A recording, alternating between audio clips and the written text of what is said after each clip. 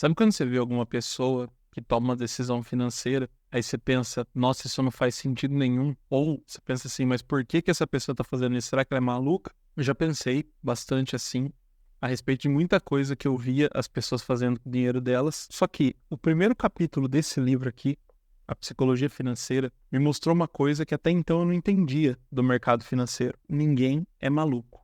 E aí, na verdade, esse livro aqui talvez tenha sido a melhor leitura sobre finanças que eu já fiz na minha vida. Então, eu decidi que eu vou trazer aqui para o canal um resumo desse livro aqui com as principais ideias que ele trata, separadas aqui por capítulo, né? Por dois motivos. Primeiro, que os livros ainda são uma coisa cara para a realidade da maioria dos brasileiros, e eu acho que todo mundo deveria ter esse tipo de conhecimento que esse livro aqui traz. E segundo, porque eu sei que mesmo as pessoas que teriam dinheiro para comprar o livro, elas não costumam ler. Ler é um hábito que, infelizmente, não é muito disseminado dentro da nossa cultura, dentro do nosso estilo de vida. Então, por isso eu quero trazer aqui, em forma de vídeo, esses resumos, para que esse conhecimento possa chegar para mais pessoas, beleza? Acho, de novo, que essa daqui é a leitura financeira mais importante para qualquer pessoa que quer ser bem-sucedido com finanças. Dito isso, vamos começar com o primeiro capítulo, né? Não poderia ser diferente.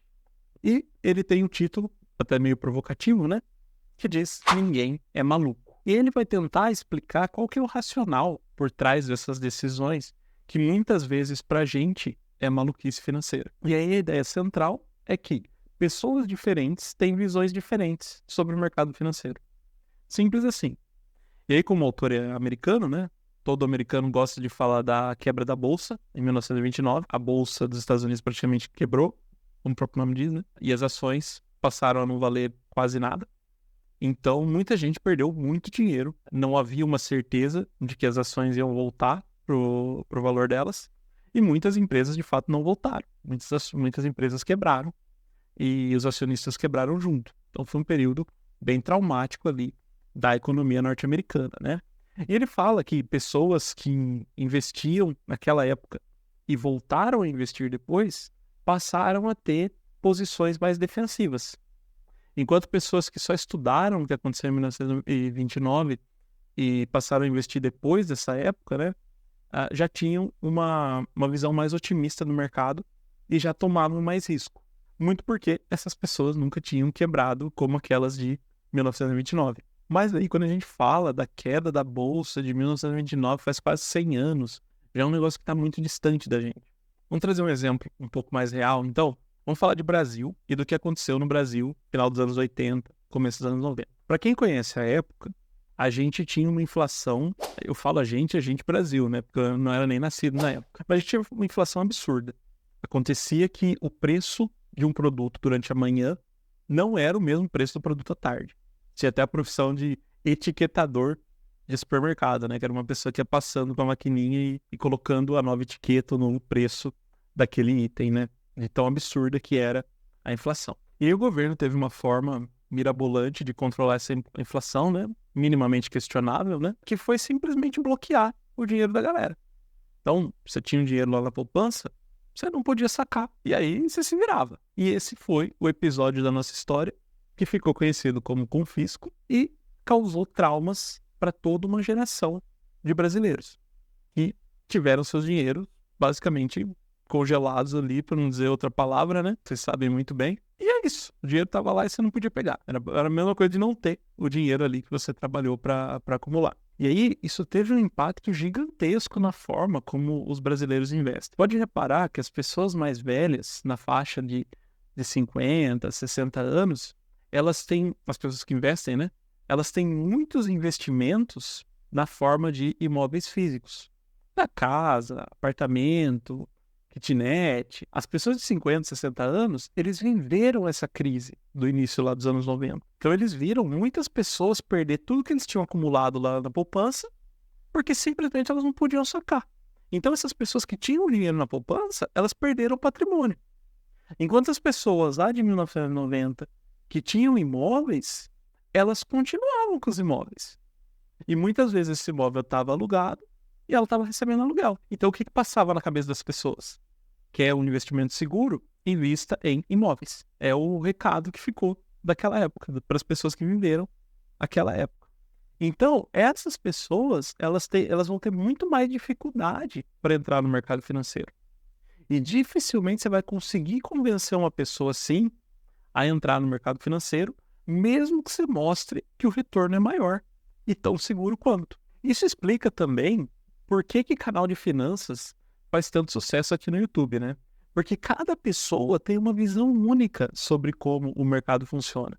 Então, o que a gente vivencia gera opiniões únicas. E muitas vezes as pessoas estão interessadas nessas opiniões e aí vem aqui e vê um vídeo. Você pode dar uma moral pra gente aqui no canal também, deixar o like nesse vídeo e se inscrever para conhecer também as minhas opiniões, se fizer algum sentido aí para vocês, beleza? E também convido vocês a deixar sempre a opinião de vocês aqui nos comentários, porque eu leio as opiniões de todos vocês, então todos vocês têm voz aqui no nosso canal, beleza? E aí, o fato das pessoas tomarem decisões baseadas em experiências e não, de repente, em estatística, de repente, em mercado mesmo, ele leva a gente para outro ponto muito interessante desse livro, que é a identificação que a gente tem com uma marca. Então vamos por o seguinte, uma pessoa tem conta num banco, sei lá, o Itaú. Se essa pessoa tem uma boa relação com o banco, provavelmente, quando ela for investir em algum banco, ela vai considerar o Banco Itaú. Por quê? Ela já tem uma boa relação como cliente, ela vai querer ter uma relação como investidora. Isso é psicológico, gente, não é. Por mais que os múltiplos de outros bancos estejam melhores, ainda existe uma chance muito grande da pessoa escolher aquele banco que ela tem mais afinidade. Da mesma forma, se ela tem uma experiência ruim com o Itaú, provavelmente ela não vai querer investir nele, mesmo que os resultados estejam excelentes. E aí, desse ponto de vista, o marketing e a posição social que uma empresa ocupa, ela influencia muito no valor da ação e no número de investidores que vão estar interessados nas ações daquela empresa. E aí, esse comportamento, ele faz com que seja essencial a gente ter uma estratégia mais matemática na hora de investir. Aí tem vários jeitos de fazer essa estratégia, eu vou dar só um exemplo aqui, tá? Mas normalmente o que a gente faz é dividir, antes de começar a investir, quais são os papéis e títulos que você quer na sua carteira e qual a porcentagem que você quer em cada um deles. Por exemplo, dividir a carteira em 50% renda fixa e 50% renda variável. E aí você, antes mesmo de fazer um aporte mensal ali, você olha para esses números e vê aonde você precisa colocar o dinheiro para balancear esses números. Isso vai tirar um pouco a emoção que você tem na hora de tomar uma decisão, né? Vou dar um exemplo da minha carteira. Eu gosto bastante das ações do Banco do Brasil, não é recomendação de investimento, mas é uma ação que eu gosto muito, até por já ter dado uma boa valorizada no passado recente aí, e eu queria comprar mais. Só que eu pus uma limitação na minha carteira de que eu não posso ter mais do que 5% do meu patrimônio em só uma ação.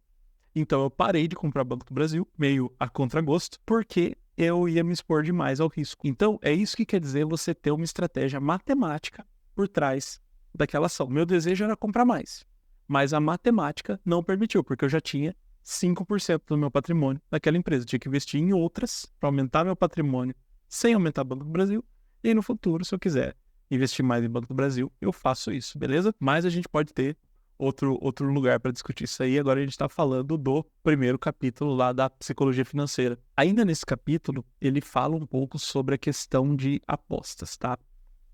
E aí eu confesso que nessa parte eu levei um soco no fígado. Por quê? Eu confesso que eu sempre julguei as pessoas que se envolvem com aposta. Ainda mais nos dias de hoje, que isso está ficando mais comum e mais acessível. Eu sempre pensei assim, nossa, que decisão merda a pessoa se envolver com aposta. Mas, e ainda assim, não se enganem, apostar ainda é um hábito péssimo e que nenhuma pessoa que trabalha com finanças deve recomendar. Ainda se trata de uma péssima escolha financeira, beleza? Dito isso, vamos tentar entender um pouquinho o que está por trás da questão das apostas de uma maneira um pouco mais profunda, que é o que ele traz aqui no livro, beleza? Lembrando, não é recomendação de investimento, muito menos recomendação de aposta. As pessoas, de maneira geral, elas não estão acostumadas a guardar dinheiro. Aqui no Brasil, mais de 70% da população vive de salário em salário. Às vezes o que sobra no mês é 10, é 20 reais.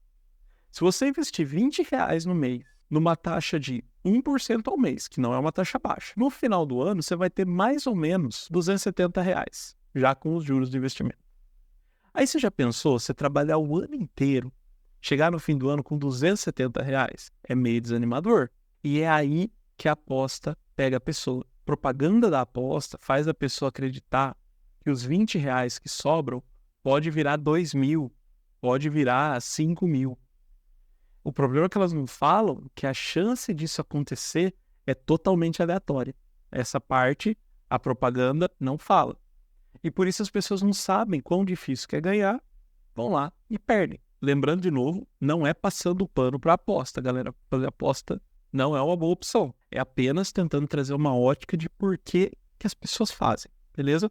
E aí, se você quiser a minha sugestão, o que a pessoa deve fazer com aqueles R$ 20 que sobram, é fácil. A pessoa deve investir em conhecimento. Isso vai possibilitar com que ela aprenda novas habilidades e com novas habilidades ela vai ter um salário maior e aí sim vai sobrar mais no mês. Para aí sim, quando sobrar mais no mês, ela começa a investir. Mas isso é papo para outro vídeo, beleza? E lembrando, apesar do título ser Ninguém é Maluco, existem decisões boas e decisões ruins. E como é que a gente faz para tomar decisões melhores? E aí, nesse ponto, eu concordo totalmente com o autor do livro, tá? Ele fala que o fator que mais faz as pessoas tomar decisões financeiras ruins, como aposta esportiva, é a falta de conhecimento. Pode argumentar que hoje tem um vasto conhecimento aqui no YouTube, em outros lugares, mas vamos pensar numa perspectiva mais histórica. O dinheiro, ele foi criado em 600 a.C. Falar em poupar e investir é muito, muito, muito recente. Ainda mais pro povão, galera, pra gente como a gente. Antes era coisa de rico. Antes era literalmente coisa de rico. Por quê? Porque antes dos anos 2000, mais da metade dos brasileiros, metade, galera, não tinha como ter uma conta corrente. Não tô falando nem de poupança. Tô falando de conta corrente. Isso quer dizer o seguinte, lá em 1999, antes dos anos 2000, se você chegasse para 2 pessoas, uma não tinha conta. É isso que esse número quer dizer. Vou voltar um pouco mais. Antes de 1950, não existia no Brasil aposentadoria. Então, quando a gente coloca essas coisas em perspectiva, a gente começa a perceber o quão recente é essa questão da educação financeira. Mas voltando aqui para o assunto principal, né? Para você tomar decisões financeiras melhores, o que você precisa é cada vez ter mais conhecimento sobre o mercado financeiro. E a melhor maneira de você construir esse conhecimento é conhecer e compartilhar opiniões sobre o mercado. Então, galera, esse basicamente foi o primeiro capítulo do livro. Se você quiser, tem espaço aqui nos comentários para você dizer o que você pensa sobre finanças. E também, se você quiser conhecer minhas opiniões, eu te convido a se inscrever aqui no canal. No mais, um abraço e até o próximo capítulo.